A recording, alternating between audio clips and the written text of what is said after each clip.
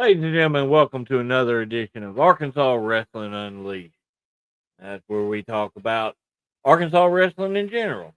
Uh, Sorry, my other monitor was glitching out. Oh, what's going on? Anyway, uh, it is a nice, cool, rainy day here on the outskirts of Hector, Arkansas. And I only say that just so I can waste a little time to let a few more people kick in. So, come on. Oh, it's that. Why is that doing that? Nah, I don't need it anyway.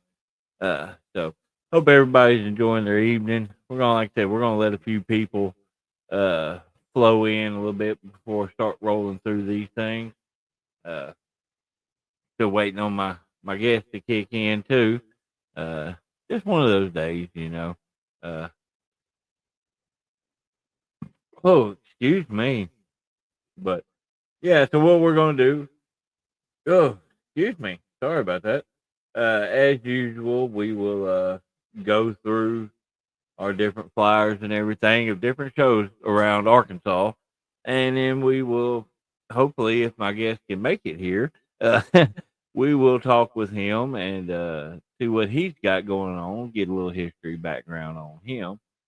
But this is a little different from my normal SDU stuff. This is more serious if you haven't kicked in, tuned in before. What we're doing, like I said, we go through all the different Arkansas wrestling shows that I have flyers available. If you do not see your flyer, it means either I did not come across it on Facebook or you didn't send it to me. So don't take no offense to it. I just I put over what I can find. So or that I see or somebody sends to me. So that's just kind of how it flows. Normal routine stuff like we do every time we do this. So so I'm gonna go ahead and get started. Hopefully we can get some people watching. Hold on just a second. Let me do something here. Work it. All right. So we'll go here, here.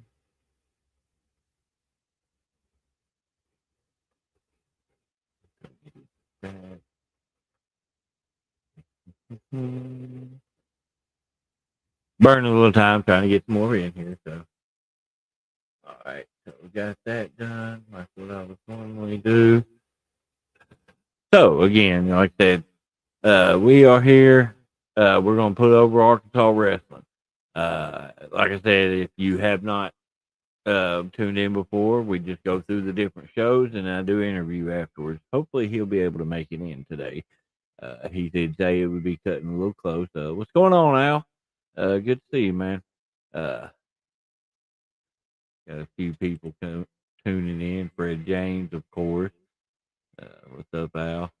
All right. So I have went through Facebook. I found what I could find. Like I said, if you do not see your flyer, uh, make sure you send me your info, man. I can't put it over if I don't know what's going on. If you are a wrestler and you want to work in Arkansas, hit me up. I have a list of shows and people to contact in order to get booked on those shows. Uh, it's not a reference for me, but it is a little guide on who to talk to. So, but we're gonna go ahead and roll into this. We start as normal with the one of the longer running Saturday shows. You got Out of Control Wrestling in Hoxie, Arkansas, November 22nd, Thanksgiving Throwdown. Uh, Man, that's one thing I've been seeing at Hoxie. You're seeing a lot of new faces, a lot of people. Um, that you really hadn't seen up there. They're throwing in a good variety of stuff nowadays. Also, the next week, November 29th, will be their Giving Thanks show, free admission in Hoxie, Arkansas. Oh, Justin, you be quiet. What's up, Mark? Uh,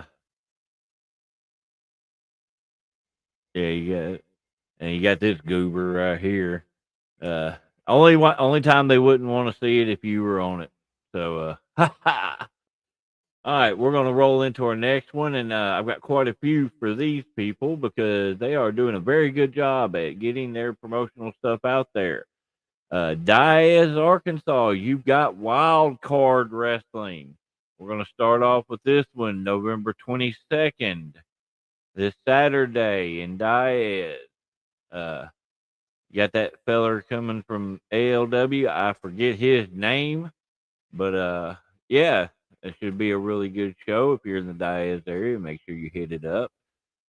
Then the next week, Richard Holiday is coming in. Now, I'm gonna tell you right now, if you ain't seen this guy's videos online, I don't know what you're watching. Because I'm gonna tell you right now, his whole signature move thing, he is, I mean, all it is a freaking uppercut to the nuts. And this dude has gotten it over massively. Jason Dugan, that was the guy. I didn't know who it was. But no, Richard Holiday is coming in on November 29th. Then we've got our first shows from next year to put over. February 14th, Austin Aries is going to be at Wild Card Wrestling. Then hopefully, and there's probably going to be end up being a seminar, guys. So pay attention. Pay attention. Then February 28th, which was also my wrestling anniversary. Haha. Got the Rowdy Club coming in. Till Piper and Diamos. I hope I said that correctly, but the daughter of Rowdy Roddy Piper will be in action there, as well as this Diamos guy, which I've seen. I don't know a whole lot about him, but that will be in Diet. We're going to roll over here to Rector. This is also November 29th. There's a few of us. You notice some familiar faces on that one. But yeah, there's going to be a big 2-ring battle royal, multiple matches. Should be a good show overall. Mainly because I see Uncle Phil up there. Uncle Phil's going to be in action. That's one of my favorite people in this world. So I'm going to make sure I kick him in the face. All right, we're going to roll over here this Friday night in Osceola, MCW. And this is just, they had multiple flyers out. This is just the one I grabbed. But they run every Friday night. So if you get a chance, get over there and watch them. All right, now we're going to head over to Dardanelle, near my neck of the woods. Gladiator Championship Wrestling is going to be holding what they call the Gladiator Bowl. And you notice right there in the middle, you've got freaking Mike Bennett is coming in, and he is also going to be doing a seminar that day. So if you have the opportunity to learn from Mike Bennett, I highly suggest you take advantage of that. If I wasn't on the other side of the state that day, I probably would. We're going to roll down to Mountain Pine, Arkansas here. This is November 22nd, this Saturday, WrestleFest 8. I believe this is their 8th year anniversary. Main event, double title match. Sebastian Envy and Drayshawn Prince, which should definitely be the match to see that night. Roll down here, December 13th. Haybarn Championship Wrestling will be in Prescott, Arkansas, their annual Christmas show, which I did not get to download it, but they will also be having a toy drive that night. So if you're gonna be in attendance that show, make sure you bring a toy for a kid, man. December 6th at Vino's in Little Rock, Arkansas, you got TAC Wrestling 8 Crazy Fights.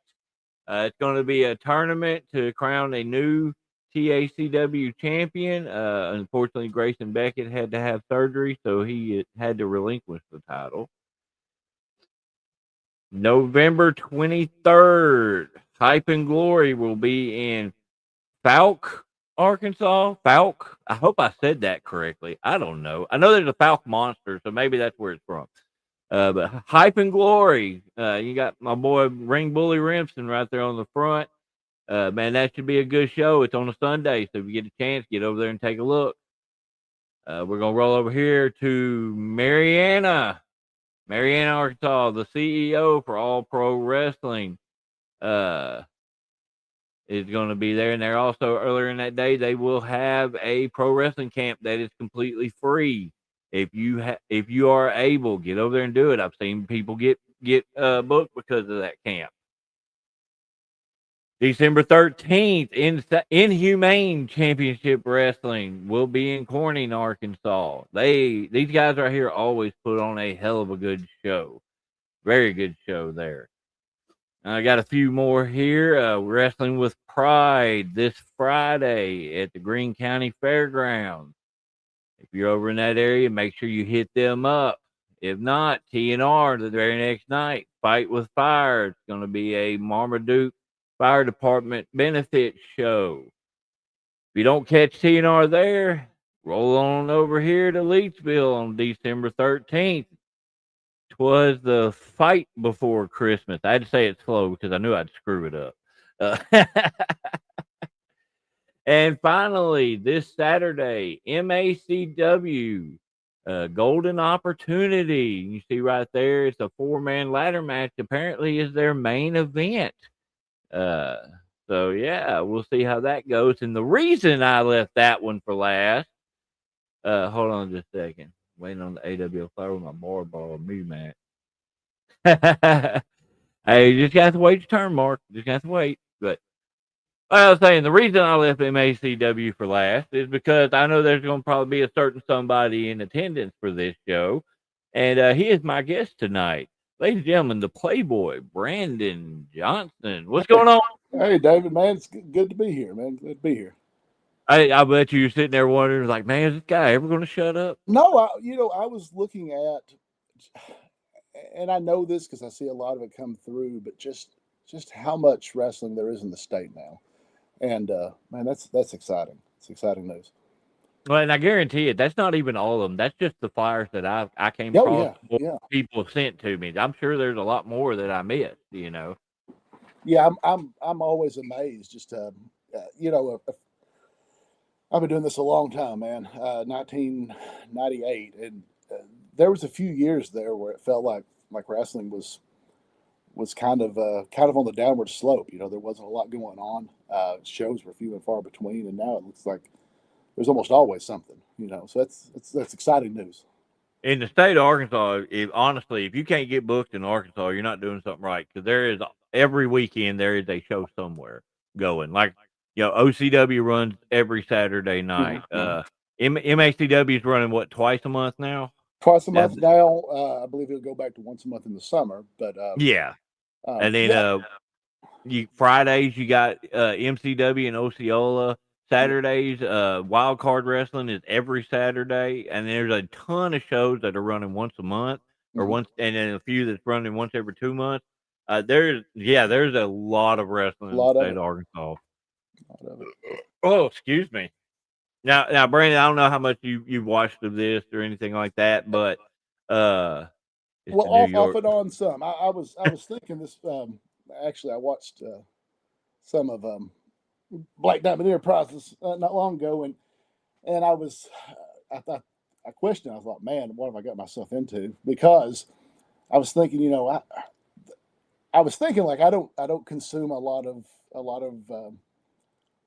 wrestling as far as shows, but then I got to thinking like, other than live wrestling, which I love. Live wrestling is a totally different horse than any other wrestling. I do consume a lot. It's just kind of in pieces. Like that's kind of where all media is now, right? Like right, Spotify and things like that. So it turns out I do watch a lot. I just don't watch it kind of from start to finish, like a television show. Yeah. And so I thought, well, yeah, I'm pretty excited about that. So I have seen a little bit, but not a ton. Well, and the main thing I was putting down is that we're laid back on here. I would say 90%, 95% shoot. We pull that curtain back, but we don't do it a whole 100%. So it's at your discretion on that. Oh yeah. But man, one thing I like to start off with a lot of people when I interview them and all is what originally got you interested in wrestling in general? Oh man. Oh, so well, I grew up with it. So my uncles uh, were both. One was a wrestler named Chris Royal back in the '70s around Jonesboro and Memphis, and then my other uncle was a referee. And uh, Saturday morning, man, that's what we did. My cousins, my uncles, we would watch. Of course, Memphis wrestling was big, and Earl Bell was still pretty big then. So people would come in, and we would go see shows, and just really grew up watching it, and kind kind of fell out. Um, I, how old are you, David? Roughly. Uh, 44. I'm a little older than you. So there came a time, where we were wrestling like the Wolfman and Mummies, and I stopped being as cool to me. Kind of backed out of it, but I still always really liked it. And so when I got about 16 or so, my friends, a couple of them were really into watching it, and we would watch it together, and really enjoyed it. And we would stop, while we were out running around at a gas station to get gas. And one of the guys was like, "Man, that guy there is a wrestler." It was Leonard Doan, and so Okay. I would ask Leonard every time we met.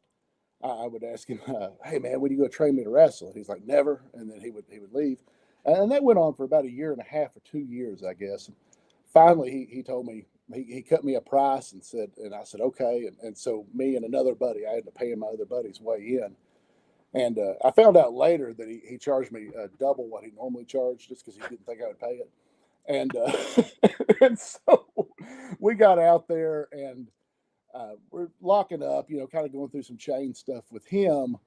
And a customer came and he's like, "Hey, I'm going to leave you with a couple of guys." And it was the canines. It was Mad Dog James Newman and Bad Dog Doug Abbott. And after he left us alone with them for about 5 minutes, Tim decided he didn't want to wrestle anymore. And I came back.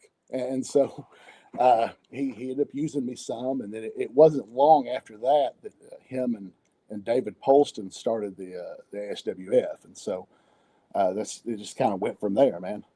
So you're actually one of like the ASWF originals. Oh, so I was thinking when you showed Big Nasty Uncle Phil there, uh, we were, I believe, the first match. I believe it was me and Idlebane. He was Idlebane then, versus Too Sweet Timmy G and Sexy Rex Ellison, if I remember Oh correctly. wow. I know And I remember Rex very well. that first show was in. It was actually in Aaron's backyard. It was a bunch of family and friends and stuff. A couple of guys that were talking about maybe investing, and then about 2 weeks later, we had a show at the Walridge Armory, which would be like the first official show. But yeah, that was our first show. So I was there, and that's kind of how I got back into it, man.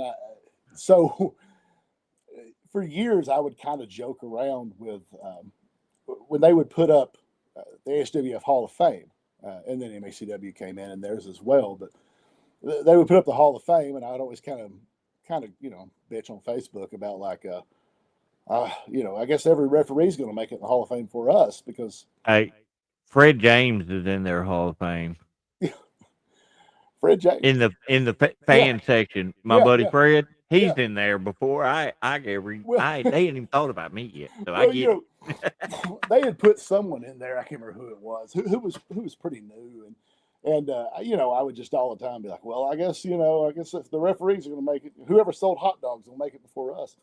And so, kind of, one of the stories about that is that, and they may have beat it since then, but I often say like Leonard and I were the longest reigning tag champions with them, and I don't know if that's true, but I'll tell the story here.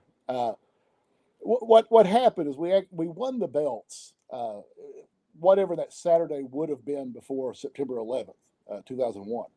And so when we won the belts, September 11th happens, and of course Armory's pretty much shut down for almost 2 years, and so there was probably maybe 3 or 4 shows. We did a couple of shows behind Mike's Tire Service back in the day. We did a show, I think, at Clover Bend at the old school. But other than that, it's not that we, defended the belt on again and off again for 2 years. It's we had 3 shows in 2 years, and And so, Wow. and so, which works really well for the kind of character I portray. So, so, and the whole reason I teamed with Leonard in the first place, and he's one of my best friends, but and I've already told him this story. God, he's the stiffest man I ever worked, and I thought, if we were tag team, I wouldn't have to be hit by him very often, and so that's kind of what led to the centerfolds and the whole, because he was doing the Night Hunter gimmick at the time. Him and I can't remember, Mark Johnson or I can't remember his name. Saved my life. And I had mentioned tagging with him. He's like, yeah, man, you could be a Night Hunter. And I was like, no, that's not going to work. I said, I would really like to see Luscious Leonard come back. And he was like, oh man, he said, I work for the city and I can't be telling people I'm luscious and then like picking up like their garbage and stuff. And I was like, no, I think you can. Like, I think that would be great. And so I was dating this girl at the time. She was about 6 foot tall, and we talked her into being. She was like the niece of Hugh Hefner was the story, and she was looking for the two most attractive men in wrestling, and she found Leonard and myself, which is fantastic. And and so she bowed out like a month in, but it stuck, and so so when they brought me back in finally. Craig called me and said, hey, man, are you interested in being in the Hall of Fame? And I was like, man, it's only taken 15 years. Like, yeah. And I had such a good time backstage. Crusher, you missed the Flyers already. We put you over, man. Come on. No, I'm just messing with you, dude. Go back and watch it. I see a lot of people here. I know. It's good to see these guys. Yeah. We, man, it's so much fun. I asked Craig about coming back. And my plan was never to come back as Playboy. I was like, well, we'll talk to someone. We kind of figure out what they do, and kind of get a plan. And then it was about 5 minutes before we went out. It's like, so who do you want to be? And I was like, man, I've not even had a chance to talk to the dude yet. And I said, I guess we'll be Playboy. And so that's what we ended up being. So, and it worked out perfect. It worked out well. Let's go back to the beginning though. Because you did wrestle for a while before you stepped back, and then the manager thing. What was your first match? Oh God, it was in Hardy, and it was me, and he wrestled as Sniper. John was his first name. I'm gonna be honest with you, buddy. I can't remember his last. And we wrestled the Canines at the old Hardy gym, and which incarnation of the Canines? That would have been Mad Dog and Bad Dog, Newman and Doug. And okay. And so the plan of this show was to end it with a battle royal, and that was the plan all around. Well, they decided to scrap the battle royal, and the reason they decided to was there wasn't a huge crowd. I mean, we drew pretty well for Hardy, but kind of a smaller crowd, and they were like, we're just not going to do this. And I remember Sniper being like, man, I want the battle royal. Like, he just like really, and finally Leonard was like, okay, fine, man, we'll do the battle royal. The Canines got a hold of him, and I remember I could hear his voice being like, stop the battle royal, please, someone stop like they put him like into an air conditioner vent. It was crazy, man. And that was the first. So it was AWC then is what Leonard wrestled as. And I don't know if you ever met them, but there was the Cooks out of Missouri. It would be Michael Lightning Bolt Cook, and they called his dad. They ran Malden, I believe it was. They were also AWC. Probably way before my time, because I didn't grow up in Arkansas. I grew up down in Louisiana. Oh yeah, so they were also AWC.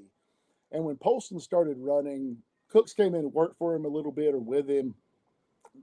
Leaf got a little upset, and they were like, man, we've had like a trademark on this name. And whether that was true or not, I don't know. But he changed it to ASWF. Okay. And then later, after Leonard and Poston kind of split off of there, Leonard got with this guy named Danny Paradise is what they called him, Daniel Wilfon.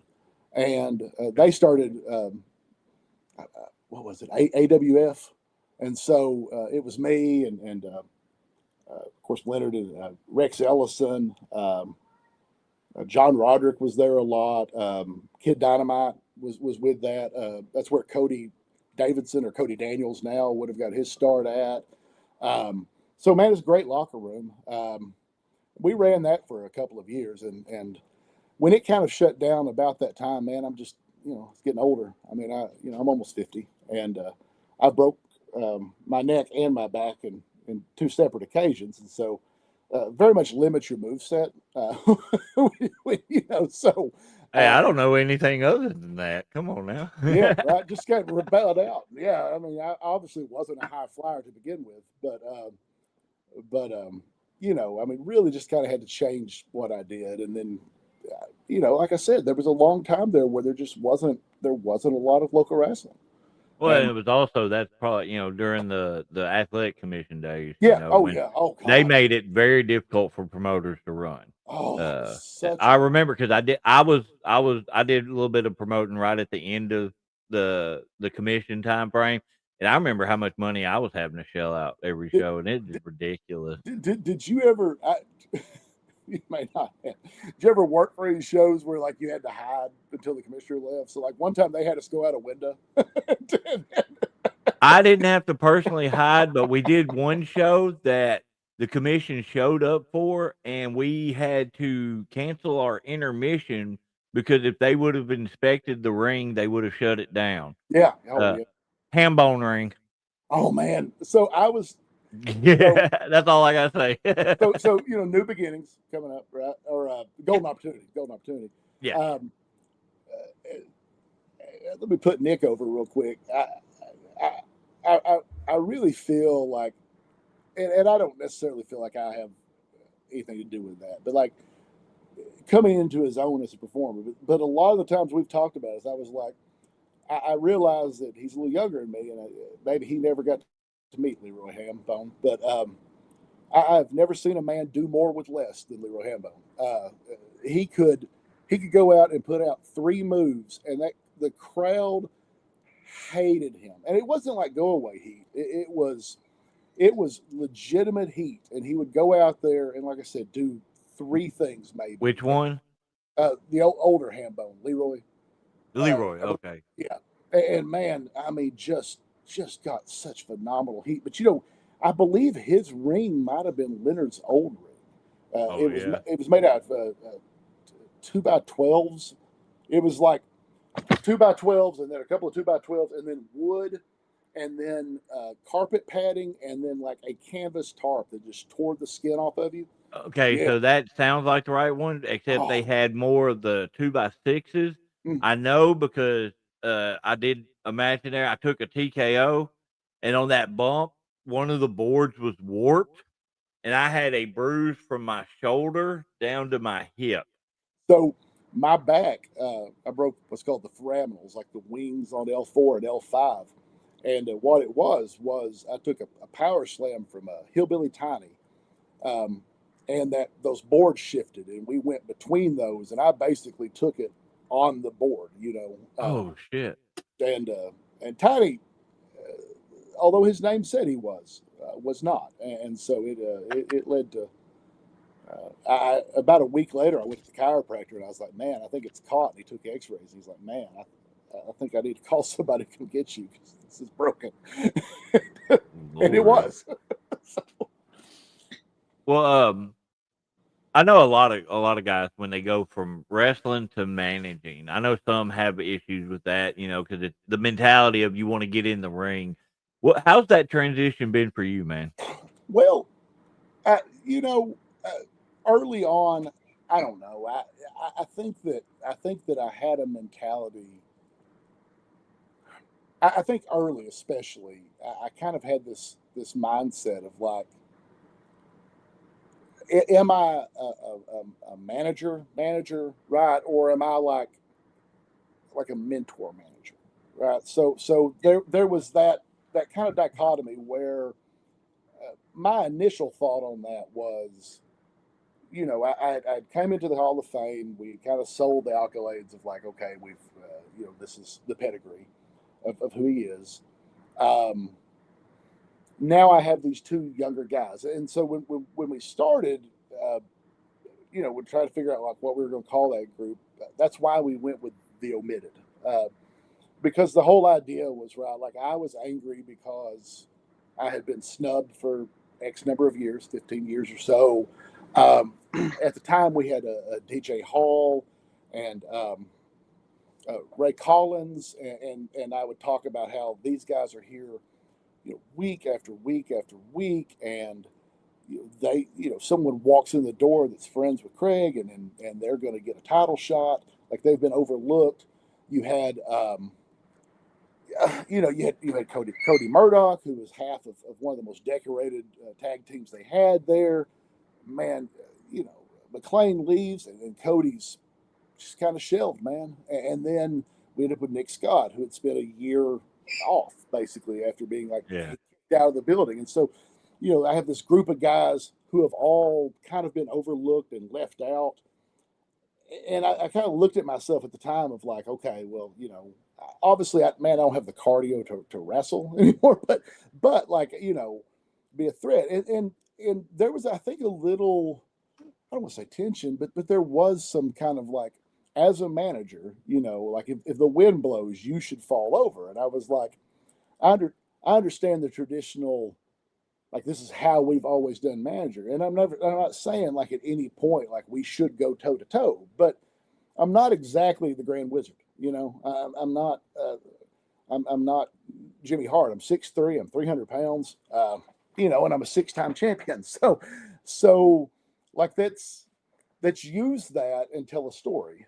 And that's kind of where we've gone with that a little bit now. And again, I mean, I also get beat up a lot, but basically the thing is you're not as bad as you used to be, but you're still a bad man. Well, and so, man,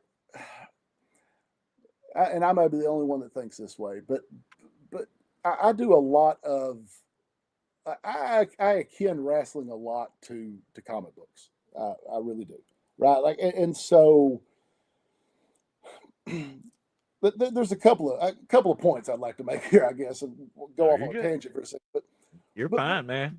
But when we have like, when you look at a lot of the supervillains, especially like when you end up with like, Batman, Superman, things like that, they're not on equal footing as far as power levels go, and so the threat isn't that could go toe to toe with this person. The threat then becomes, it has to change, right? The dynamic has changed, and that can either be the numbers game, or that can be the underhandedness. But like that's the thing. It's like you can still be, in my opinion, at least, a good supervillain, and not necessarily go on that equal footing. And that's kind of how I've tried to position that. But early in that, again, anytime you're working with guys, I always ask them like, "Who are you?" And a lot of times you get the kind of the generic answer of like, "Oh, it's me turned up to 11," right? But the problem with that is it's not, because the powers isn't what makes it interesting in a comic book. It's the weaknesses, right? It's those fears. It's those sort of things. And I that's, love that. I love that analogy. Yeah, I absolutely love it. And I think that's kind of been the thing. Is again, I was thinking on the way up here about how media has changed. I can't tell you the last time I bought a vinyl and went all the way through it. Because everything's Spotify, right? You watch a song, and I can't tell you the last time I've sat down and watched like a WWE or an AEW show from the start to the finish. But at a live show, right, you have to have a little bit of something for everybody, because it is more like a movie or a whole album, and so it's a variety show. Yeah, right. It's a buffet, right? So there you go. In addition to that, you have people that are there every time the doors open, and you have people that this is the only time they've come, and you want to make each match special to them, and you don't want them to feel like they have to have 2 years of lore behind it, but you also want to include little callbacks for the people that are there and make it special for Right. that. And that's kind of what I tell people like constantly is when I say like, think about your weakness, right? I'm not trying to be like be weak, but like what drives you, right? Because when you think about some of the greats like Stone Cold, it's the fact that he can't build alliances, right? Because he doesn't trust anybody. And The Rock has that vanity about him, and these larger than life characters, it's their weaknesses where you can make those stories, and so. I mean, I think that's kind of where we've gone with that. I know I got horribly off topic. It's just That's all right. Not sure who that is, but oh, all righty. Justin Klein, man. Justin is I hate to say a hero of mine, but kind of his. I've really enjoyed looking at his work over the time. I mean, Yeah. he's man. He straight up just said you don't get enough credit. Well, I mean, listen, he doesn't either. I mean, we can sit here and compliment each other, but he is. I would 100% agree with that. Oh yeah, he's phenomenal. Phenomenal. I'm not gonna go behind the scenes on him because I know how he is online, so I'll leave it at that. And just he's good at what he does. We'll leave it at that. Oh, Peter Van. Well, Peter Peter. Van. Man, he's good people. I wanted to kind of give you some flowers on this. I was, for years I've seen a lot of, I guess you'd call it kind of supernaturally gimmicks, and with the exception of you and the Crawleys, which they're the Crawleys now. Forgive me for not knowing who they are now, but The Outbreak. Outbreak. Look, those are the first couple of ones I think I've ever seen where it felt like it was done right, and it wasn't like I'm invincible. Because it's hard to be invincible when you're hit in the face, right? So I tell a lot of guys, like people like the whole no sell and stuff. I'm like, if a freaking 5-year-old walks up and bops you in the nose, you're not going to be like, you're going to be like, ow, son of a. Well, it hurts. So know? I did a lumberjack match when we kicked Ray out of the Omitted. I can't remember how we said. Basically, it was like if he beats anybody, like if he wins this match, he can pick a match with anyone they Omitted. And at the time, there were some tag champs, and that was kind of the thing. Is like, yeah, he'll pick one of them, and he picked me. And so it was a lumberjack match. In fact, I screwed myself into it. I was like, yeah, you can even be a lumberjack. He's like, well, the Omitted will jump in. And buddy, I took a buckle to the face, and strap match ain't real comfortable anyway. But boy, that buckle, And so I mean, it's tough. But yeah, so many people tried to do that for years. Just tried to be like invincible, and again, I mean, the whole thing falls apart once one lick, man. But yeah, I really enjoy y'all's and the Outbreak as well. I feel like both of those bring that spooky vibe, but also enough realism, right? So there's got to be a suspension of disbelief, and those do that, and so I really dig those. I appreciate that, man. Man, my goal is to make other people look good. Yeah. And like I get I'm this big monster guy and all like that, but yeah, any kind of monster character has to have some kind of vulnerability. Well, so and I was thinking, and I realize like the locker rooms I've been in since I've been back into it have been pretty minimum. I did get to go to Osceola when Derek retired. I didn't do anything; just kind of hung out in the dressing room. But I knew a lot of those guys. So, oh goodness, what are their names now? The two guys that are basically running it. Talking about the Claps. Yeah. Okay, so they were the East Coast Bad Boys. Yeah. Serpent years ago. And C Money. I just remember them as the East Coast Bad Boys, but we worked them a few times, like back in the late 90s, early 2000s, and those guys were phenomenal. And it's one of those things where, like, when someone makes it big, like, it's hard to understand. I think like how much of that has to be luck, because if anyone should have at the time, like those guys were like the Hardys, like I mean they were just phenomenal at the time, especially. I'm sure now that they're my age, it's a lot harder to flip, off of three stories. But man, watching them then was just like it was hard to do a match with them because you were so amazed watching what they were doing. That you had to police your face that you weren't like, holy crap. And that's why I love my gimmick. I can make weird faces and laugh, and it's okay. It's sometimes, man, there's a couple of guys in the crowd. Boy, they'll say something, and it's so hard. It's so hard to not just also be like, I got it, man. But yeah, I was there, and of course with us at MACW, ASWF.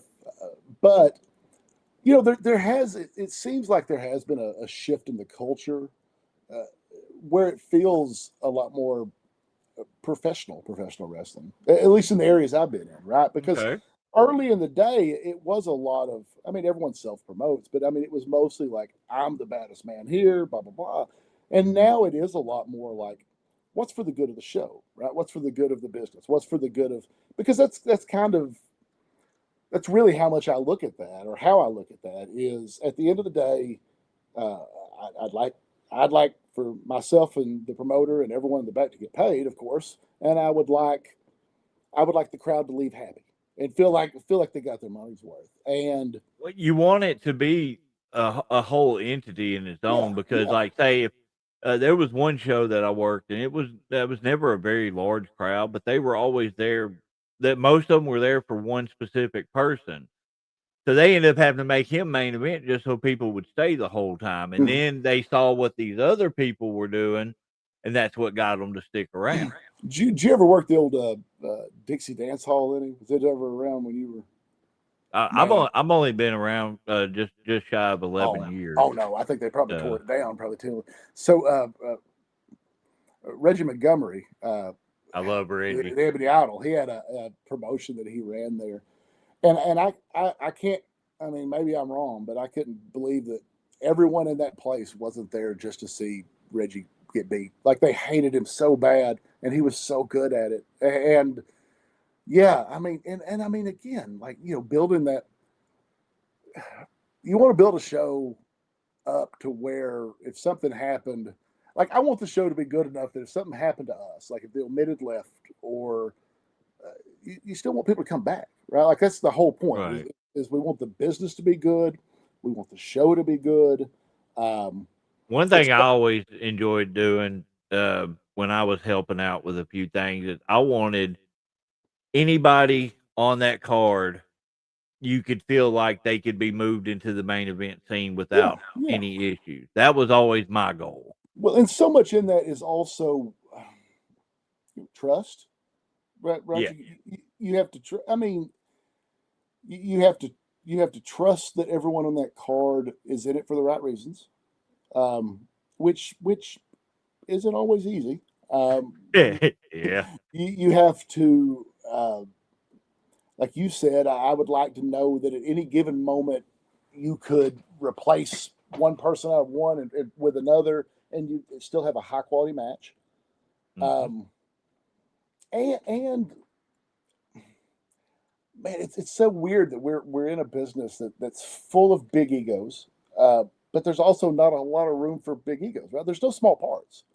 I mean, I come from I didn't mention this, but before I got into wrestling, like I come from more of a theater kind of background, and there are no small parts.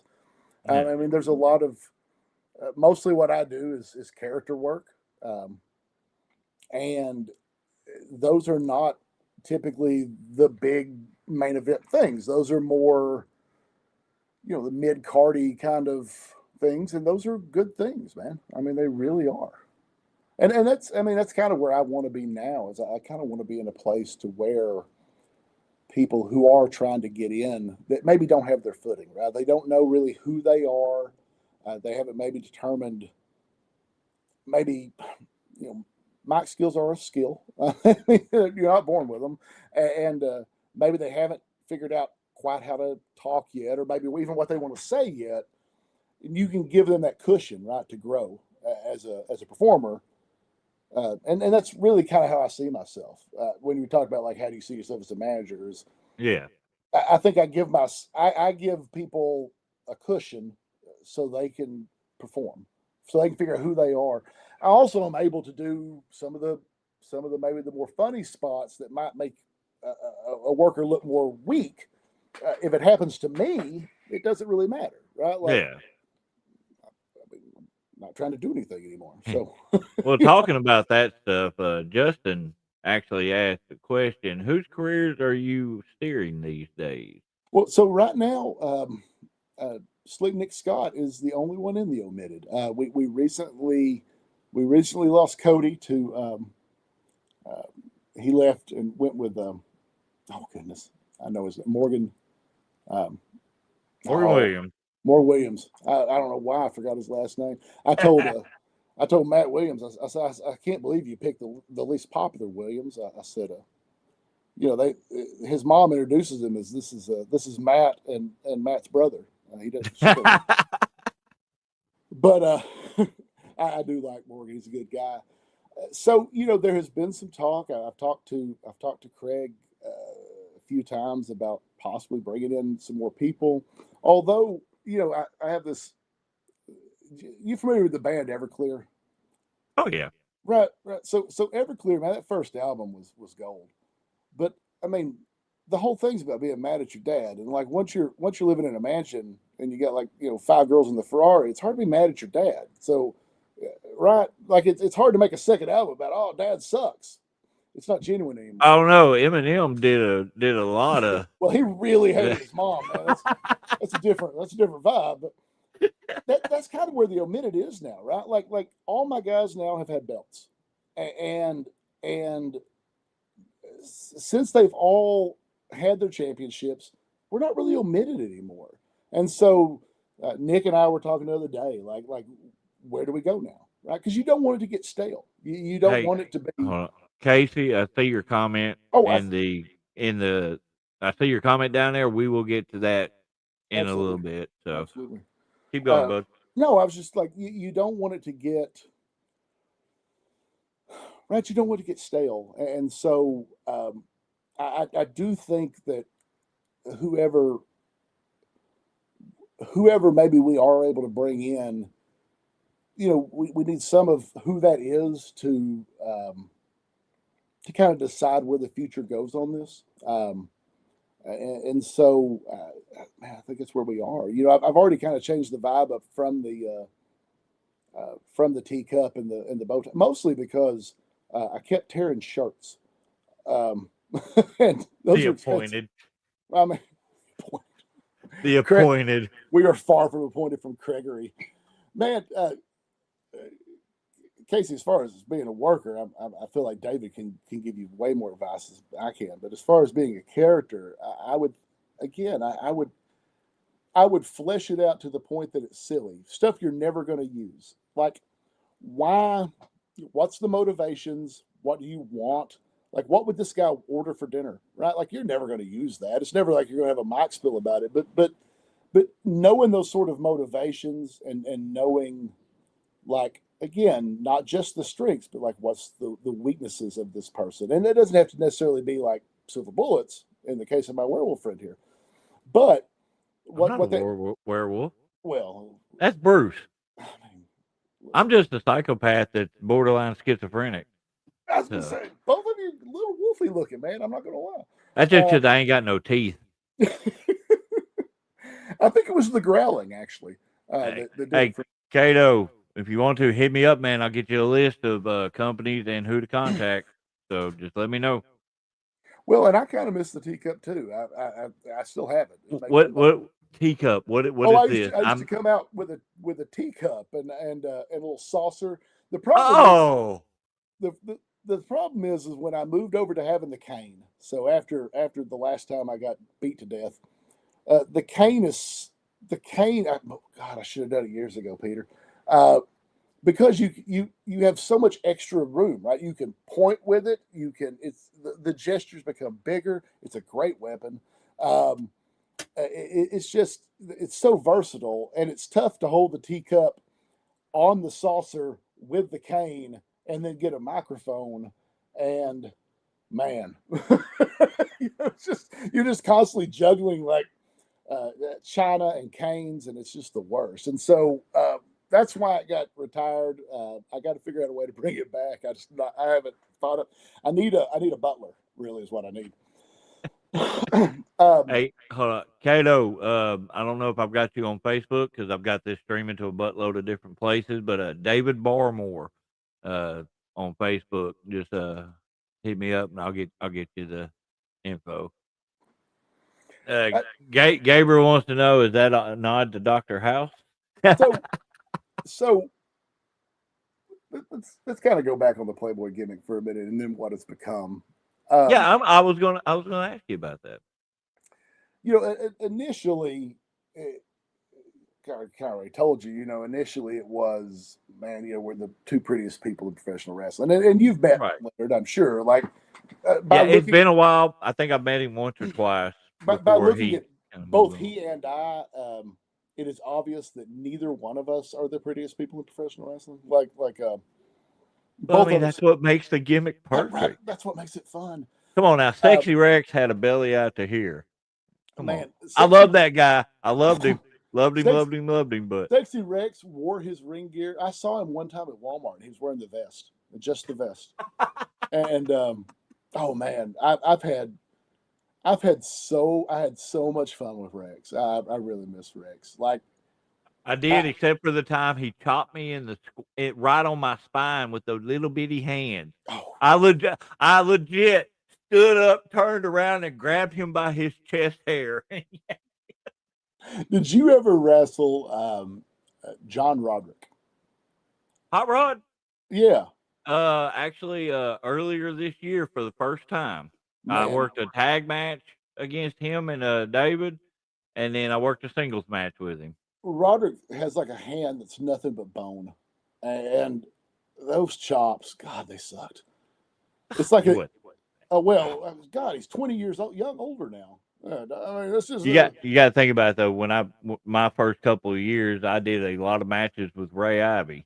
So I don't think I've ever wrestled Ray Ivy, but his dad, Bill, I've wrestled. Little Bill. And if Little Bill was kind of on the way out at that time. He retired not long after that. That's the Dirty Little Gang had just kind of showed up, and you might say which iteration of it, man, I couldn't even tell you. I mean, it was right. There's been a lot of people in and out of right. It was Dave. It was Big Pun. It was this guy they called Jackknife, Little Bill Ivy. But by the time it was over, Kid Dynamite was in it for a little bit. Rex was in it for a little bit. That's what kind of broke up Rex and Roderick. Hey, even Dale was in it for a little bit. Yeah. So, I mean, there was a lot of, Leonard and I were in it for about 15 minutes. But, as I've kind of gotten older and, I work places now other than wrestling, when we came back, I kind of leaned into that, trying not being a playboy like I got all the ladies, but more of a man that travels the world, right? Like a playboy in that sort of aspect. And so, I talk a lot about, I have, like in the real world, I have 3 degrees now and stuff. So I talk about like, I'm smarter than y'all. I have 3 degrees and I've done this and I've done this and I've traveled this and like you people and like you couldn't understand the culture. And that's kind of where the teacup kind of came in at was talking about like, how cultured I am. Somehow, and I don't know how, other than again, it's just cheaper. I've morphed into a guy that sells cigarettes by the cigarette at a store. And I mean, that's just kind of happened, right? It's kind of moved from, I'm smarter than y'all to I'm just sleazier than y'all. And I've just really, I've kind of enjoyed leaning into the sleaze, The only problem with that is at the same time, Nick has kind of leaned into the class, right? Like he's got the gold robes and he's like, but man, that contrast of the two characters should that's work. what I tell him. Yeah. I tell him, I'm like, man, I kind of dig that sleaze and class. Because think about it, any high class actor typically has a sleazy ass manager. Yeah. Well, and I think that's the I think that's kind of the thing, right? Is like it's I don't want to say Paul Heyman-esque, but there is kind of that underhandedness, right? That kind of like, man, you just can't trust this guy in anything. You can't trust him to not cheat in a match. You can't trust him, around your lady friend. You can't trust him to not steal hot dogs out of the concession stand. Like you gotta have to you gotta keep your eye on this guy. And so I mean I've really kind of enjoyed that kind of that sleazeballness. So when you were wrestling, who would you say? What is that squeaking ass? What's that squeaking noise? That's my my shoes I've made out of dolphins. No, I have a hardwood floor, and every time I readjust my leg, I apparently hit it on the floor, and it makes it sounds like I have like a pig in here or something, squeaking it up. So let's do this a 2-part type deal. We're gonna go both eras. When you wrestled and as a manager, who's been your, like, we'll say on a larger level like WWE, that type of thing. Who's your biggest influences? Oh man. Well, okay, so some of them people are probably not going to know really well. And that's fine. So my hero. In fact, I'm wearing his shirt. My hero is a Sputnik Monroe. I don't know if you know anything about Sputnik. Memphis guy, basically desegregated the Mid-South Coliseum. He was hated. So there was and listen, this is before my time too. We're talking like the 60s. He wrestled this guy named Billy Wicks. And man, they tore the South apart, but only for a couple of years. Billy only wrestled for a couple of years. But Sputnik became he was super over with the African American crowd out of Memphis, and in fact, and I use this sometimes. I present at conferences for EMS instructors and stuff, kind of around the United States, and I have a presentation that's everything I learned about like. EMS education I learned from wrestling is the name of it. But one of the things I talk about in there is Sputnik because, man, that dude lived his gimmick. He got arrested for what was called mopery, which was hanging out in like black establishments and eating in places that were supposed to be segregated. Got beat up by the cops. There's a great picture of him with like a black eye holding a coffee cup. Had this huge white streak in his head. And so I've heard the name, but I need to go research on that. Yeah, man. Now. Well, they've been supposed to be doing a biopic on him for years, and it just always kind of falls through.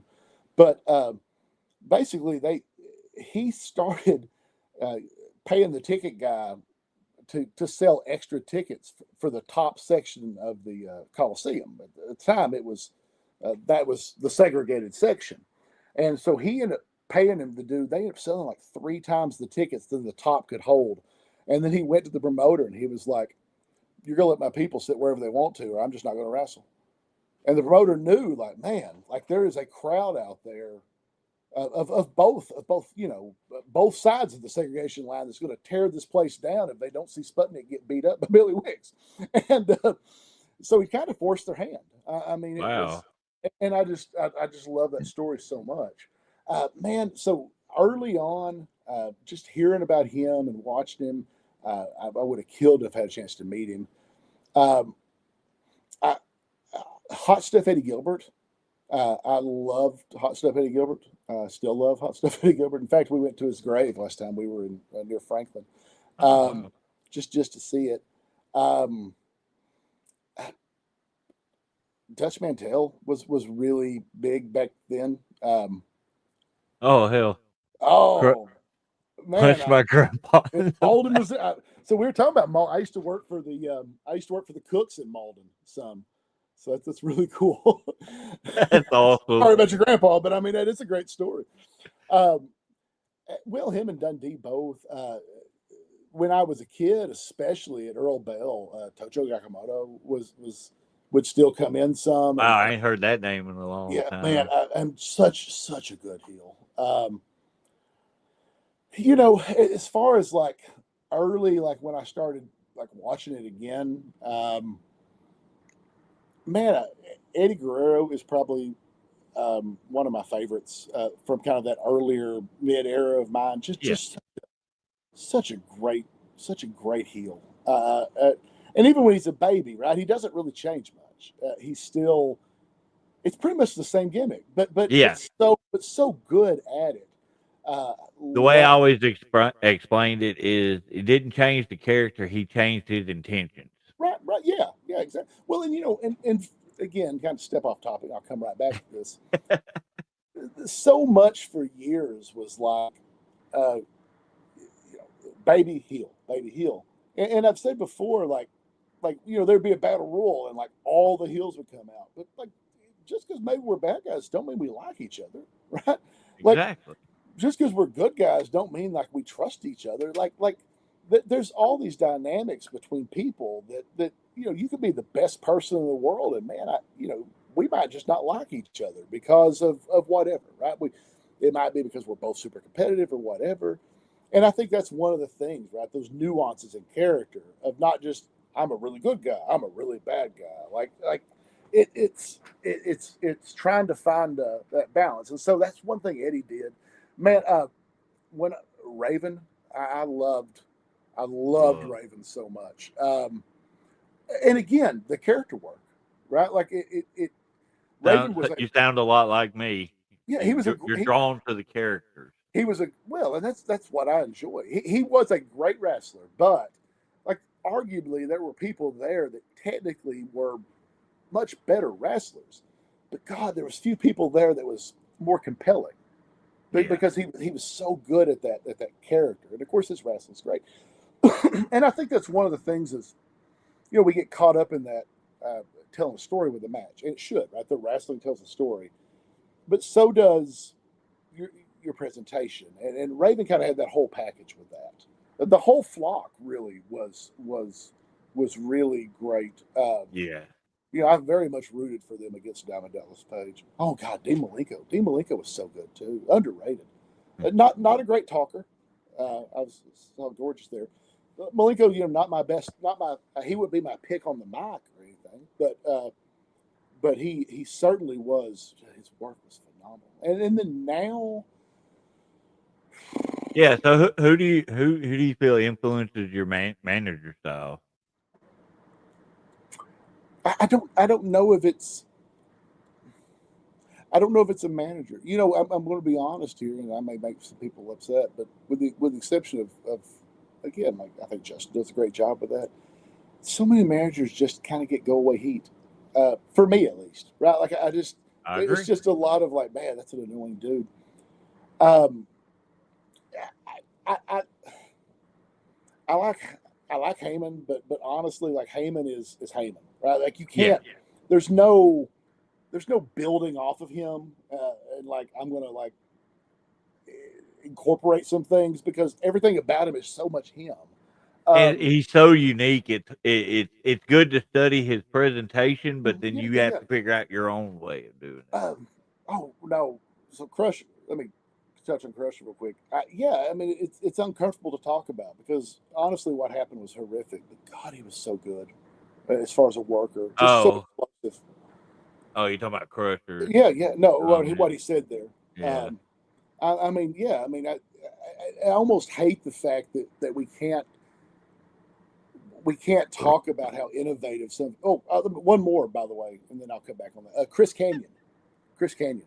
I loved Kane. God, I Canyon. thought he was one of the most innovative wrestlers. Yes, yeah, everything. Well, you know, Gail Kim, uh, early on, Yeah. that octopus choke. God, that was beautiful. I mean, such a great move. Uh, you- Bray Wyatt, not a manager, but that It's still an influence. that spookiness of not just the presentation, but just the way he would talk to people, and the way that the early Wyatt family would threaten people. We did a lot of. I took a lot of influence from that early, especially when we had the big group, because like while we'd be talking, I would be getting closer and closer to Craig, while my guys were kind of coming in, right? Like the walls are kind of closing in on you. And so that was a big thing. I think I took a lot of inspiration from. Another one is not a wrestling thing at all. It's Lecter out Silence of the Lambs. Man, that's such a. Have you ever seen? I don't know if you've seen Silence of the Lambs, but oh yeah, that's like my all-time favorite movie. The way, oh yeah, me too. And we had this conversation the other day about it, about how like Lecter. In my opinion, Red Dragon and Hannibal aren't quite as good because they kind of focus. Well, Red Dragon is actually really good, but Hannibal, it's not the strengths, right? It's not the eating people that makes Hannibal interesting. It's that cageness of him. It's that he's the psychological side. It's what the psychological part of it, but also there's that you know how dangerous he is if he ever did get out, right? Like, and you always know that's what he's thinking about. He's not. I mean, I think it could be argued he is trying to help Clarice in a way because I think he is enamored with her, but it's also how am I going to work this to my advantage? And I think that's as we talk to people, you know, some people especially I may try to flatter and stuff like that because I kind of want that vibe of like how is he what's the scheme, right? Like what's the scheme? And so I think that's an influence. Yeah,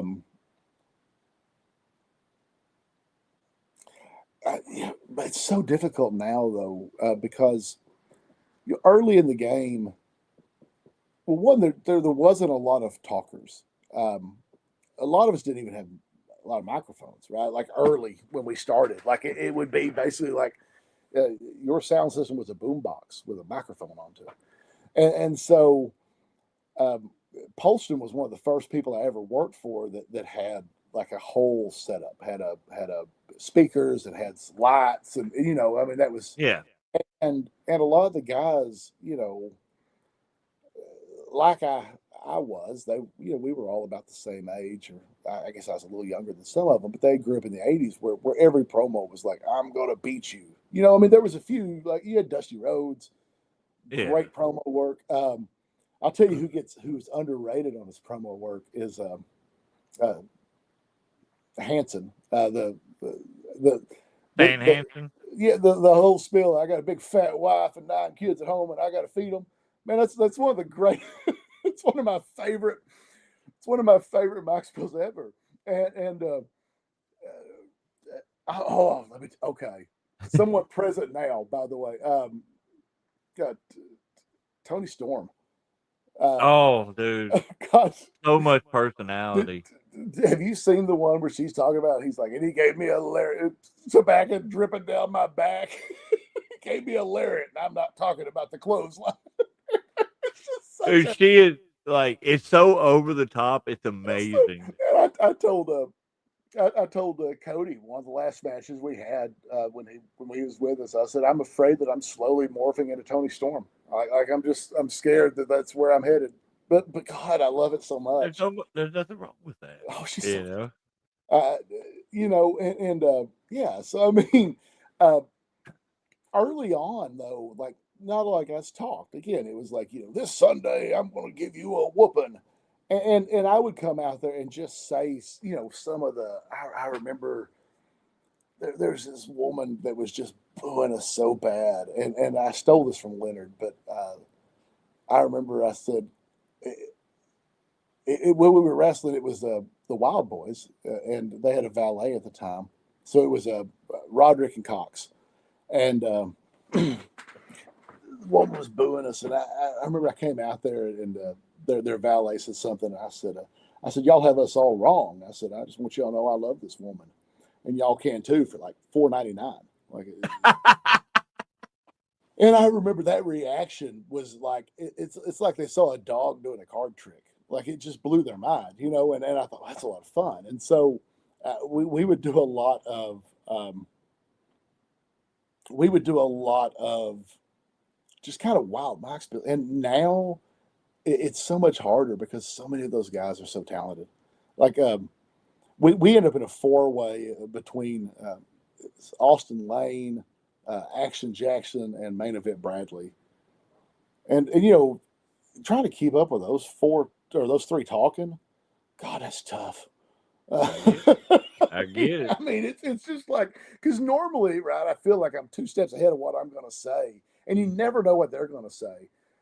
Boy, Action Jackson's so tough to work with. Sometimes to keep a straight face on my end because he does. Try being in the ring with him. Oh, that crowd work! I one time I looked over and he had gone out in the crowd. This was like a four-way. It was one of those. It was a Halloween show, or maybe it was Harding night, and he was wearing this person had this nose, and he had it on, and he was wearing this dude's nose, like sitting in the crowd with him, and it was like hot long, man. It was like, and you know, and then he came back in the ring, and you know how hard it is to like act like you're mad at a man that's wearing a 3-foot nose. Oh, again, that's why I enjoy my gimmick where I can laugh because I made him crack a little bit when we worked at Tuckerman not too long ago. He got that camel backpack thing on. Yeah. And he like took his drink and all, and I walked over there, grabbed it, took a drink. Is that vodka? Well, he's like, no. Gabriel or Peter might remember one of the guys one time took a drink of my tea. I handed the ref my cup while I did a mic spill, and he took a drink of it, and then he was like looked at it, and then the whole time he just kept acting drunker and drunker, like it was where we were going. So you said a while ago, you said a few minutes ago that it's more difficult these days. Well, that was good. Something. Well, but I was also going to say when it comes towards the fan, do you feel like it's more difficult to be a heel now than it was when you first started? Man, it's always to me been easier to be a heel, and part of it is. Well, I don't mean being heel compared to babyface. I mean just being a heel in general compared to when you first started. Because these days and age, you can't say certain things that you used to be able to say. I don't know. You know? I mean, I guess it depends. I guess it depends on the type of heel you are, right? Like how are you getting your heat? And I think that's one of the things about, you know, you can cheap heat your way into a lot of things. You can Mick Foley it, and you know, man, it's a great day here in Missoula, you know, and so I think it takes. I think it takes more investment on your part, like to really to get people upset, and again, it not be go away heat, and not be offense like I'm offended heat, but also listen. There's a freedom that comes with comes with knowing right who I am, right? Because I'm not. I'm never going to get a call from Connecticut, right? They're never going to be like, "Hey, old guy, like come up here." Like that's a lot of these guys, and again, it's not necessarily WWE, but a lot of these guys have aspirations, right, to go and to make it big, and I hope they do. They have to police themselves a little more, but man, to quote the great singer Paul Cawthron, I got some FU money. I don't have to. You know, worst case scenario, man, you kick me out of here. Like, I'm a paramedic, man. I've got, you know, I teach. I got a lot of stuff going on, and so it's not like I'm going to starve. And I know that, you know, I'm a 50-year-old man, and I only have, you know, probably a few years left in this, you know, until it gets sad. And I don't want to be that guy. I don't want to be You know, I mean, that's you want to leave at a point to where that was one of the most disappointing things. Is I'll come back on this, but you know, I've had things happen over the years, man. I've had an ex-wife pass away. I've had a fiance pass away, and I was telling my wife the other day, so many times, like because of media, because of books, because of movies, like you expect kind of this big climactic thing to happen, right? But it just ends sometimes, and that's kind of how it was with the wrestling. It wasn't that like there was this big loser leave town match and I left my boots in the ring or something like that. It was the promotion kind of shut down, and everyone kind of went their own way, and it was years later until there was an opportunity to kind of come back at it. I would like it to end when it does end, and I hope it's not soon, but like when it does, I want it to end in a way that I want it to end, where I can say, okay, you know, I told the story I want to tell. It's time to leave them in the ring, and it not be because it just kind of happens, right? And so that gives me an opportunity to, I think, have a lot of freedom that some workers don't get to have that are hopeful to maybe make a career out of this, because you know I can say those things. If they fire me, they fire me. But I mean, but also I think a lot of my heat isn't, for the most part, occasionally, isn't offensive heat. It's more, it's more built around kind of, you know, I've worked now for several years, kind of in a professional setting, and it's kind of being those people that, I mean, there's always people that in those settings that you're just like, man, that's the most pretentious person I ever met in my life, right? It's not that, it's just that air of pretentiousness where they're just like, oh, they think they're better than me, like they can't do anything, right? They need me for literally half the things they do, and God, they just act like they, if you know, this place would shut down if something happened to them, and the only thing that happened is we'd have a party, and that's kind of who I've tried to be, I guess, is just that pretentiousness, and so you can be pretentious and not really offend. Uh, it's more they just hate you because you think you're better than them. And I remember Leonard one time, me and him, he said, man, you act like you're better than these people. I said, I am better than these people, Leonard. So, Dude, I don't think you could have answered that question any better. That was great right there, man. Because honestly, that's honestly an answer I've been trying to get out of people was, because you're thinking of your heat, not just I'm going to insult these people. yeah, yeah, yeah, It's I have to. How does my character yeah. make them not like me without just having the insult? Well, I mean, I think, I mean, it's kind of like it was wrestling, right? Like you don't want everything to be low hanging fruit. I mean, occasionally you got to pick one, right? Like occasionally it's sitting right there, and, I mean, you got to pick it. But for the most part, like you want this to be, you want this to be something that you can be proud of, right? It's easy to go out there and just be like, you're fat and you're ugly and you have bad shoes, but it's a lot harder to go out there. I had a kid, and I stole this the other day from someone too. But I had a kid screaming at me, and I turned around. I said, "You're awfully mouthy for someone who has the same haircut as his mother." Like, okay, get offended about that. But I mean, that's a great line, and two, you know, I Mary at the show, and I love Mary, but Mary, you know, honest all the time, and I told her, I said, Mary, I'm gonna come out there and open a boot store in your colon, like that's a great line, right? Like that's so much fun. But but you know that sort of, like those sort of things, like yeah, I mean, but they get mad at it. But like that's not like I'm not out there like calling them names or making fun of, you know, whatever. I mean, it's those sort of things are I think doable, but they take a little more thought, or a little more pre planning, right? Yeah. You got to kind of figure out. You can't just go out there and be like, and you're fat. Because one, I mean, it's just mean. You don't want to punch down. You never want to punch down. I love that. I mean, I'm feeling that. Uh, Yeah, I mean, in real life, you might want to punch down, like as a worker. Like, I'm not telling you never to hit anyone on the ground, but yeah, right. I mean, it's a lot like, and I know Gabriel there does a lot of comedy stuff, and he does the same thing. That's one of the things that's what kills a lot of comedians is you get famous and all you can do is punch down, right? And Like he it's not just funny said, anymore.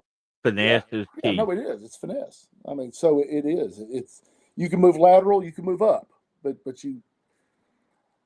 I mean, at the end of the day, you know they've come and paid, and so you can insult them, but you can't insult them in a way that lessens them because I mean you wouldn't be there if it wasn't for them, right?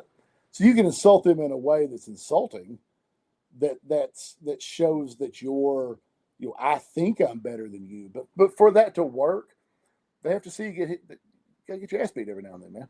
I mean, and I think that's the thing, right? Is like the other day, CJ Blaine did a suicide, and I went over the rail back in there. Man, those people hated me. That was the greatest thing they ever. I mean, they loved that, right? I mean, occasionally, if you're going to be that kind of guy, you have to get to the point to where there's got to be a payoff for them occasionally, right? Yeah, And I think, otherwise it's just them swinging in the dark. yeah, it's just you being mean to people. Come back next week, give me your money. Like that only lasts so long, right? But I mean, if they get a payoff, if you can, if they get to see you get your your just Get your desserts, come up. get your Yeah. come up. Um, and I think that's again that's part of the I think that's part of the fun of being a manager because it doesn't affect where we are in the win rankings, right? It doesn't affect where we are in the title chase. It doesn't matter how many times I get my ass beat or catch a spear or get pinned by a girl. None of that matters as far as Nick's climb or whoever I'm managing his climb. And so Yeah. that's Your goal is to get your guy yeah, over. and I get to have a lot of fun doing it because man, sometimes there's a certain freedom in helping plan your own demise, right? I mean that it is. It's a lot of fun to be like, okay, and this is how you're going to get over on me. And they're like, oh yeah, yeah, that's a great idea, or that's terrible. Let's do this. And but you get to have that conversation. How long have you and your sister been married? I love Crusher. I love Crusher. Genetically, your children are the same person. You know that. Like one of my So favorites when we come down that little aisle and little kids hold their hands out, and I always just look at them like it's the most disgusting thing that could happen to me is to touch this child, and and I mean, and it's funny because I'll tell you one of the best things that ever happened to me is working in a place that isn't my home because I get what Leonard was saying now. Like it's tough to come in and be like, I'm going to kill your dog on Saturday and then pick up your garbage on Sunday, right? And so being away from that a little bit because I don't just run into fans very often. And so part of it's because I don't leave that's the why house. I'm glad I live like 3 hours away from every show I work. Yeah. So I mean, it makes it easier though, in a it way, does. right? Because if you It ran into does. those people every day at the grocery store, it's hard to hold them the mystery of it. Well, we've gotten a lot longer than I normally do on this, and I'm not Well, complaining at all. I've But enjoyed it, man. I do have a couple more little things I want to Okay, add. yeah, go We're ahead. gonna circle back a little bit. I had that kid asking about training, but not necessarily training. But if you knew a young guy that was wanting to get into wrestling, what advice would you give them? Okay, uh, so from a training aspect, um, I find someone reputable, and by that I mean I wouldn't just depend on who I tell you or who, but ask people who are in it. Tell them that you're interested in being in it, and because there's a lot of people out there that take your money and not teach you a lot, man. I mean, I think that's super important. Another thing is, you're going to meet probably a lot of people. Some of those people will be amazing and never go anywhere with this, and some of them will have been some places. One of the great things about being in early on that ASWF thing was I get to meet so many of those people, like Valiant, Tommy Rich, Buddy Landell, because it was at a time where they were still around. I talked to Chris Adams on the phone. He was supposed to come in before all that mess, and then I would always ask those guys that had been somewhere, if you could give me any advice, like if I was to make it big, what would it be? And I got a lot of don't spend money on hookers, but also I got a lot of things like Dusty Wolf, who was he was Doink the Clown for a little while. I think Mr. Wrestling 3 for a little while. I remember he told me, he said when I got called up to be Doink, he said I knew that he said I knew two things. He said, one, I knew this was going to be probably the highest I would ever be in my career. And he said I also knew that it was temporary. He said, so one of the first things I did was he said I got that first big check. He said I bought a house, and he said not a mansion, but one that I knew that I could pay the property taxes on. He said I bought a brand new, like a Honda, because it had a 10-year warranty, and I put the rest of that shit in the bank. And he said, and now he said I'm in a place to where I don't have to wrestle. He said I do, so I can get like Christmas money or something, but like I don't have to. Like there's money sitting there, I can be comfortable. He said because what you don't want to do is you don't want to be 90 years old. You don't want to be Ric Flair, man. You don't want to have this is the last match ever, part 118. There has to come a time. We saw Willie Nelson 6-7 months ago. You don't want to be Willie, man. Willie's 98. That man wants to go to bed. Like right. And so I think find someone reputable, or somebody's reputable. There's nothing wrong with training out with some people and then maybe training out with some more people. Man, absorb everything you can once you kind of get into it.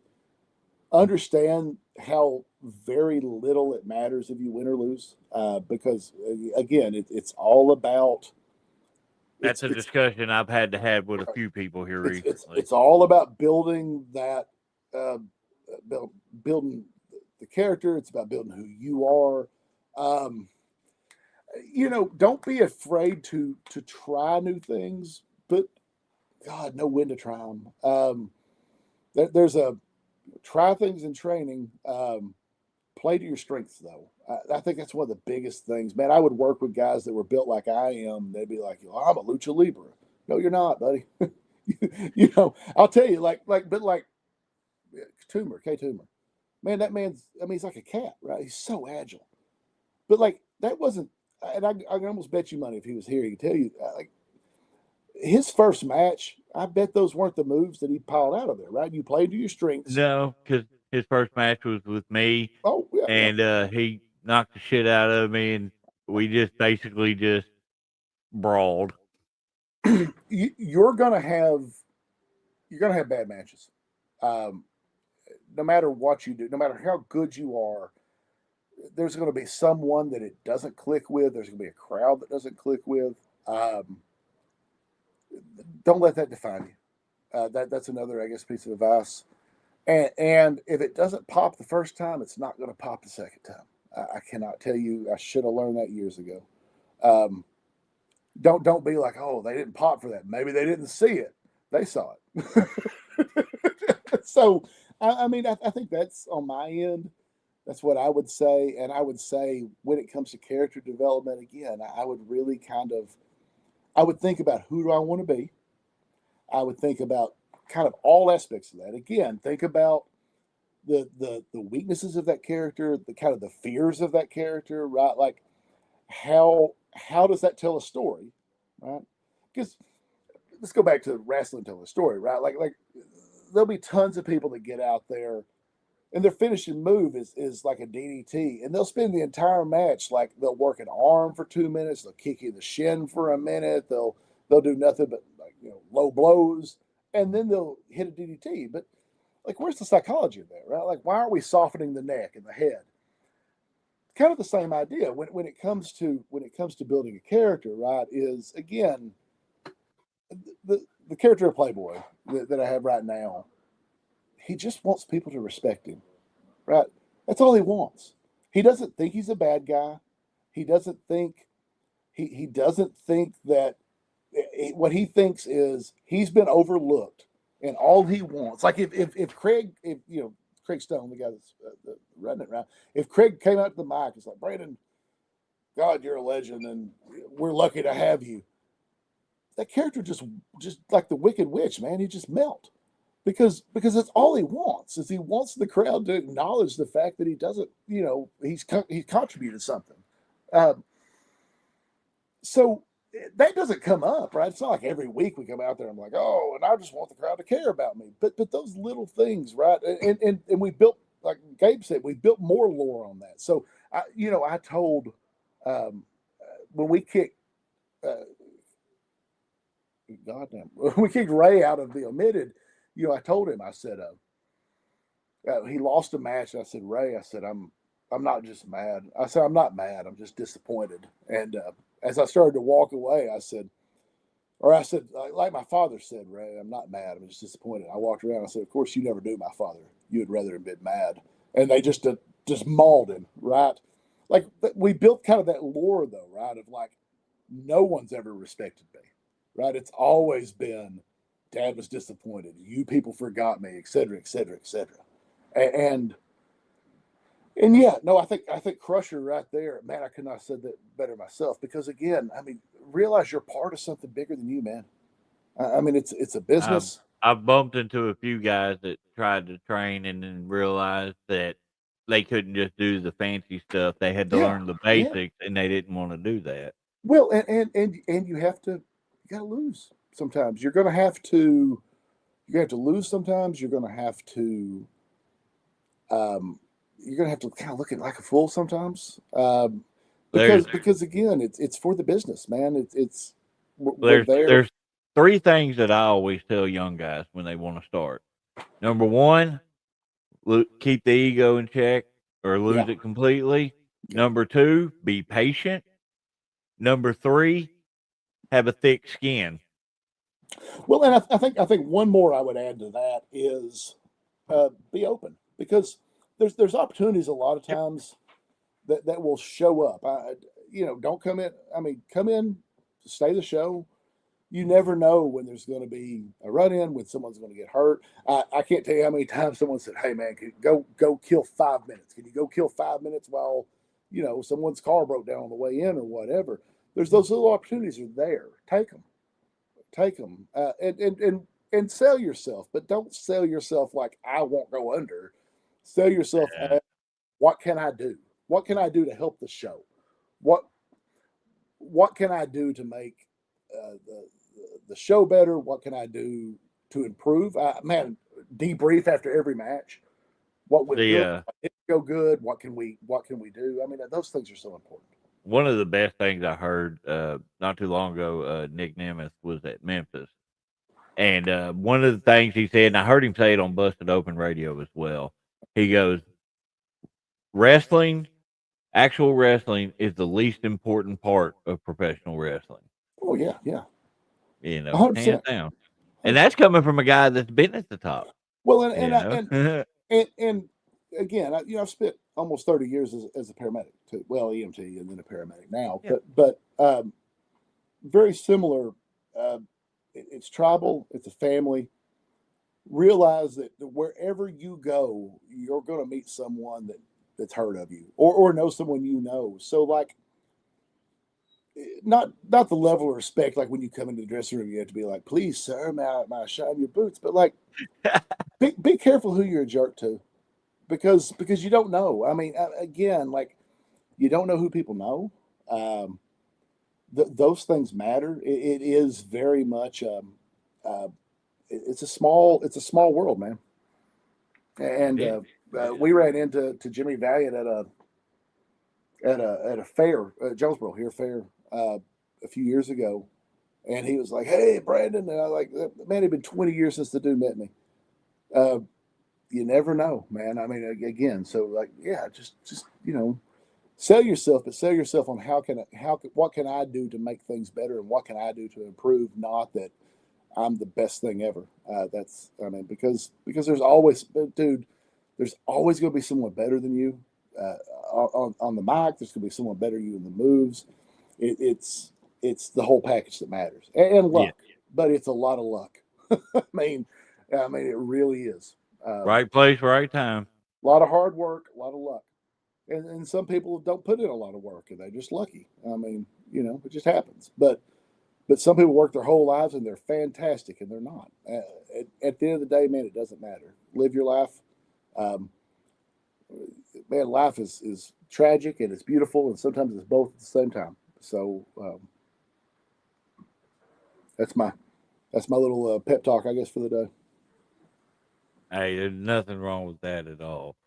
Before we cut this loose, the last thing I got to ask, this is always the one I ask. Most time it's wrestlers, but I know you've been in both aspects of it. If this weekend, not necessarily saying the show that's actually happening, but if this coming up weekend, if this was your last time being part of a show, how would you want your last show to go? How would you want that to go? Say basically, how would you want your retirement to happen? I think especially for this character, I think the only way for it to end properly is a redemption arc, right? He needs. His whole thing has been about ASWF. ASWF has merged. It's got to be something that ends in some sort of maybe self-sacrifice to where, the company stays with ASWF or the ASWF keeps whatever. Like, I think it has to be some sort of, he realizes there's something bigger than him. And that's what he's really always cared about. I think that would be it. How that would be set up, David, I can't tell you. But I think kind of that closing of that arc, right, is, if I could pick any way for it to happen, it would be that. Whether that be to, end up helping, helping the baby or helping Craig, or doing something, just something. I think though that kind of closes that arc. And so. Like a face turn would, I think, be do the right thing. I think that would be how you close that chapter. Love hearing that with his son. That's awesome. Oh man, that's awesome. You can't tell a story any better than that. No, no. I'm afraid my son would hurt me for real. He's a fireman. He's so much better shape than I am. It's disgusting, right? You look over at it, you're like, oh, I hate everything about you, kid, with your abs and your. Oh, Lord. Well, Brandon, man, I really appreciate you being on here David, tonight. We're gonna go ahead and cut this off, but Absolutely. Don't go nowhere. I want to talk to you after we go off the air. Sure. But everybody that tuned in, we appreciate y'all. Like I said, and if you just tuned in, make sure you go back and watch at the beginning, the first 20 minutes. Just going over flyers and everything, putting over wrestling shows. If you're interested in, if you're a wrestler and you want to work in Arkansas, hit me up. I have a list of probably 99% of every show that runs in Arkansas and who to get a hold of to be a part of it. So if you want that information, just shoot me a message and I will get it to you. Well, man, and like I said, I don't know a lot, but if anyone ever needs any advice or man, how am I going to get this guy over? I mean, if I can do anything to help, again, the business is what matters. Holler at me. I'd be happy to. We appreciate you, man. But everybody, thank y'all for watching Arkansas Wrestling Unleashed. Tune in next Thursday for Standard Special Dummies Unit. And then next Thursday that's Thanksgiving. We might move that to Friday. because I might be too fat to move. So, but and then 2 weeks from tonight, we will be back for another episode of Arkansas Wrestling Unleashed. If you are a promoter, send me your flyers so I can put you over. Thank y'all for watching. Good night, guys.